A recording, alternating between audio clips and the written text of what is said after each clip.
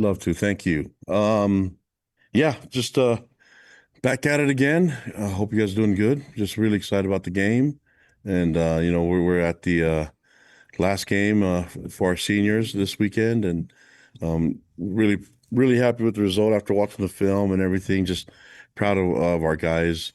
Just a commitment to playing tough and being in a physical game. That was good. A good response from all our guys at all three phases. And so looking forward to the momentum that we were able to create, and just we need that going into this last game. And we knew going into that game that Cincinnati was going to give us their best shot. It was their senior night, and now we're here at our senior day and our senior game.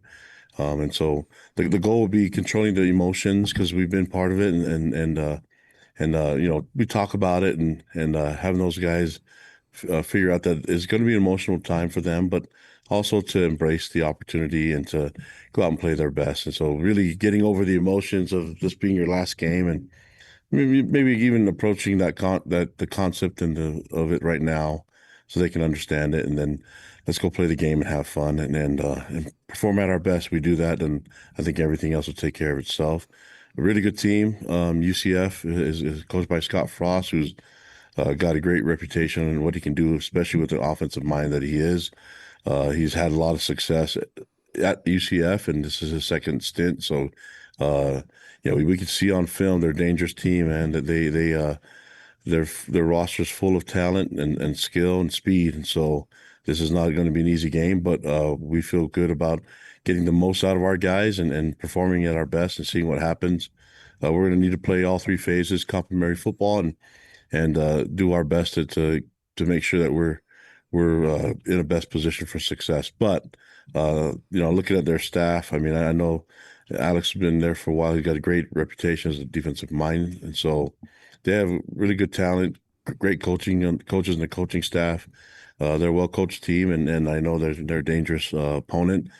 You look at what's going on in the Big 12 conference. Nothing's easy, So you look at the games that happened over the weekend, a lot of tight games, and we remember being in a position where they're playing for a lot right now. They're playing for bowl eligibility, and we're playing for a lot too. So there's a lot riding on this game. I just want to find a way to go 1-0 this weekend. Keep focus on our opponent and stay humble, stay hungry, and away we go. Just kind of doing the same things that we've been doing and trying to keep the momentum going. So what questions do you guys have for me? Kalani, wanted to ask, just how your team came out health-wise. We saw, obviously, Chase, as you noted, after the game in Cincy that he took himself out. But the TV broadcast showed in the fourth quarter Bear kind of grimacing at times. How's your team health-wise heading into this final week of the regular season? Yeah, everybody's sore. I mean, Chase has got. I mean, obviously he couldn't go in the game, but we've got to make a decision on what's the best thing for him this week. And so, we'll evaluate that as we get closer towards the middle of the week. Bear's fine. The guys are tough, and LJ, those guys they're banged up. Everybody should be banged up right now in college football going into the last week, last game of the season, so the regular season. So we don't expect anyone to be 100% until we get to Saturday. But we're gonna have to practice hard this week. We've got some sparring to do and get this team ready for this weekend. But yeah, the guys are banged up. That's the game of football. That's why we anticipate that happening, and we know it's going to be a painful process and part of it. So proud of the guys though. Then they'll find a way to get back and get healthy and be ready to roll. But mindset's got to be focused on working hard and getting it done. Then wanted to ask you, you said in your opening remarks that the momentum was built or gained from that win in Cincinnati. And in what areas do you feel like areas of momentum going into this final week? Was it just solely the rushing attack, or what other areas did you see that you feel like is building momentum heading into this final week? Yeah, all of it. I just think physical momentum is what I care about the most. The guys were tough and strong. I mean, that's where you can always control that. You can't control what happens to the ball, and even if mistakes are made, we got to always bank on the fact that we're committed to going through a little bit of pain and sacrificing so we can get a win. And so that's the thing that I'll start with that. Um, Everything else kind of works. I mean, you named them all right there. I was proud of the way the guys were able to do some things and create turnovers, take care of the football, run the ball, be physical downhill, and also run the ball outside. We were able to possess the ball. I mean, A-Rod doesn't get enough credit for what he's able to do as an offensive coordinator. I'm going to keep telling you that he's a dream if you're a defensive coordinator to have, because he compliments, doesn't have an ego, and he's all about getting a win. So I love the way that the coordinators have worked together. That's with A-Rod, Jay, and K-Pop, and the way they were able to work in harmony, it reflects in the way the players, uh, work together on as a team in all three phases. Speaking of physical play, second week in a row, your defensive line was honored with the defensive line of the week in the Big 12. Can you comment on just how well their play has been and how big that's been for your team overall? Yeah, I think that, I mean, the guys are understanding a lot of what they can do up front. We have a lot of young guys that are still learning and growing in the system, but it's also good to see leaders like Keanu and JT. Those guys do some wonderful things up front, and then you combine that with what Vil and Bodie and Clegg and Tausili and Nusi, all those guys in the mix, man. You get a bunch of guys with Anisi and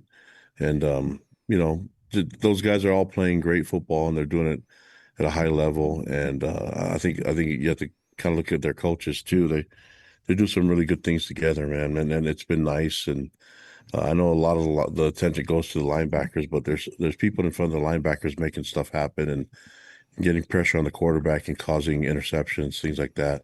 Those guys have been able to create some chaos, and that's been nice to depend on. Speaking of Anisi, he came back with a big club on his hand. Um, how limited is that, if any, and how big is his presence back in the line for you guys? I think he can only pick his nose with one hand now. That sucks, but he's he's effective.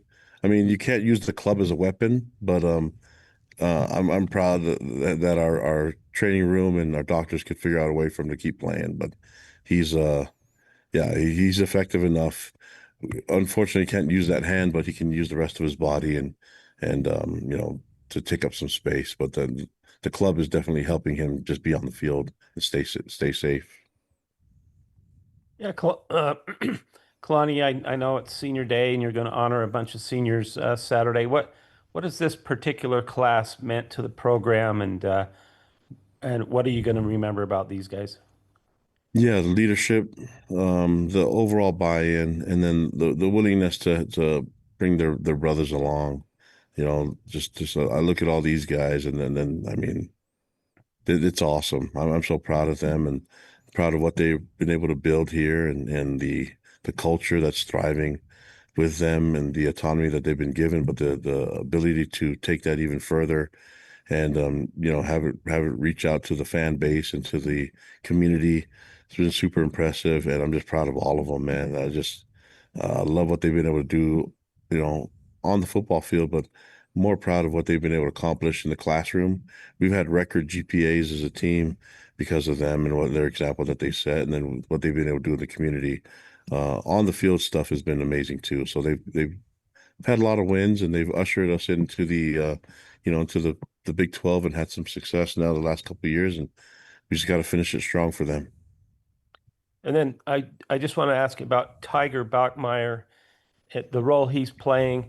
How has he kind of handled it as far as coming in? Obviously, his little brother's doing some amazing things. Just what has he been like as far as a teammate and kind of a mature aspect of his game? Yeah, I think I mean, he's been amazing just with his leadership because he works hard all the time. He's not, I think when you look at the stats, they don't jump out at you, but he does all the little things right. I mean, there's things that he does on the field that you don't really show up on the stats. He blocks, runs right routes, and he does all the little things right. I mean, he's not perfect, but man, he's close to it, and he's a perfect teammate. So, and it helps that he has a little brother, playing under center. So he's been amazing for us, and we it's just been good to see him thrive in the culture that we have and for him to be a big brother, not just to Bear, but to others. Kalani, what is your philosophy on guys who may not be seniors, but this could be their final home game? Do you want them to walk? Yeah, of course. I mean, we did that with Chase Roberts last year, and we'll do that with a number of guys. I mean, that's just well, we want to do it the right way. Some guys are lucky; they get two senior walks and blankets and things like that. So Also wanted to ask you, UCF's going to be battling for bowl eligibility. They won last week to get themselves within one game. How much are you expecting from them as they come in fighting for their postseason lives? yeah, we were expecting a lot. I mean, we were in that position a couple years ago, and so we know exactly what their mindset's going to be, and there's a lot to play for on their side and also for us. And I mean, this is the simple thing is we want to win at home for our fans, but also for our seniors, and we won't, there's a lot riding on it for us too. So it's a big game for both sides, and we're going to get their best shot. We just need to make sure that ours shows up as well. Kalani, in addition to getting those seniors playing time on Saturday and maybe guys that, maybe it's their last home game there at LaVell Edwards Stadium, how do you balance out guys that are going to be redshirts this year and trying to get them playing time either on Saturday or in the postseason? Yeah, the red shirts, I mean, they're given the 4 games, and so we have some guys that are already at their 4-game max.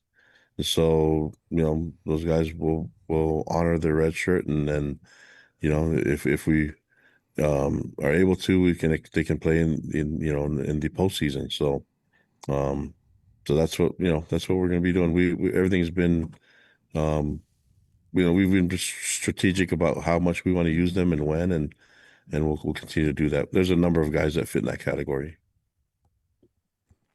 Kalani, you've had the chance to coach a lot of good running backs in your time at BYU, and LJ Martin seems to be the latest. What would you say has been the biggest difference in him this year compared to the past 2 years? I know he was the leading rusher for you guys the past 2 years, but what's been the biggest change to where he's kind of leveled up, it seems like? Yeah, I think he's still young. I mean, he's a true junior. So he didn't redshirt. He played right away.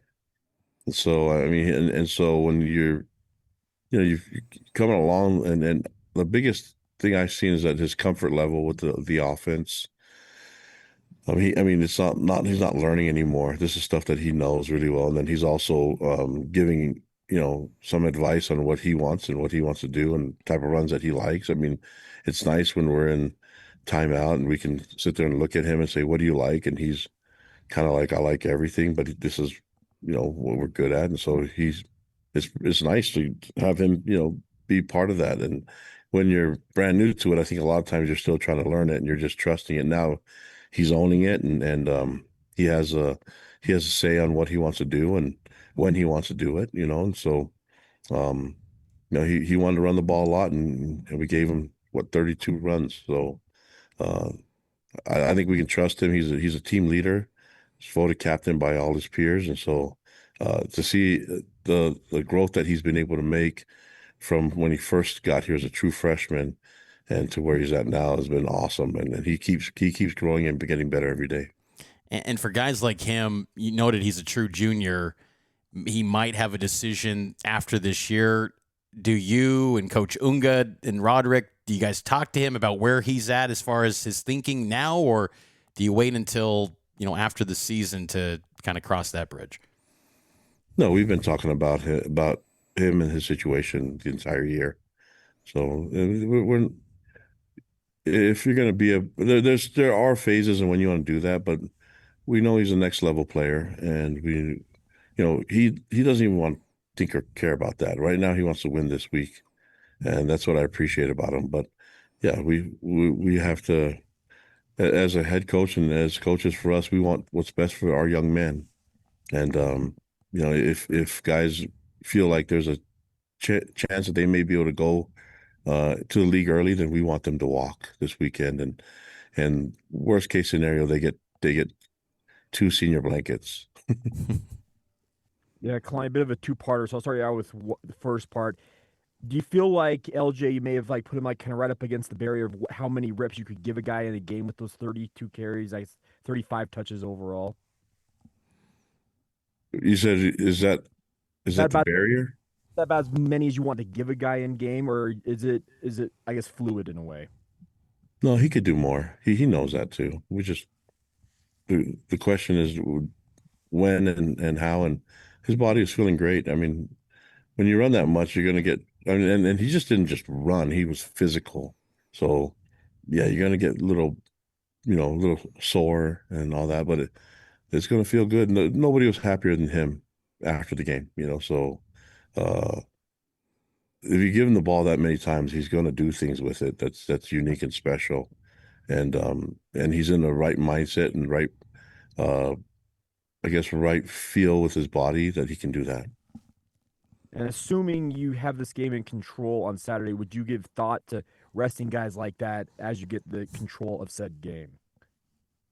Well, you've been around me long enough now. You think I'm gonna rest guys and give the backups a chance to play, or that's what you've seen from me, right? That's so yeah, that's but let's take care of the game. Let's get to the game first. You can never assume anything in any game. So I heard the questions. I mean, every game is close in the Big 12, and I'm not saying that we have to plan for everything, but we have to plan for everyone's best shot. And if you don't focus on what's the task at hand, then you get in trouble. And we saw that happen with a lot of teams that took others, you know, that didn't. I don't know if it didn't take them seriously or their best showed up, and you had all these tight games over the weekend, and that's happened all year long. And we've had maybe people didn't take us seriously. I have no idea, but all I know is I can control what we do, and so nothing's going to be easy. I can't assume anything other than we have to be at our best, and that's my job as a coach: get these guys ready to go, get them committed to playing physical style of football, and then the rest takes care of itself. All right, that'll be it. Thank you, Coach. Thanks, guys.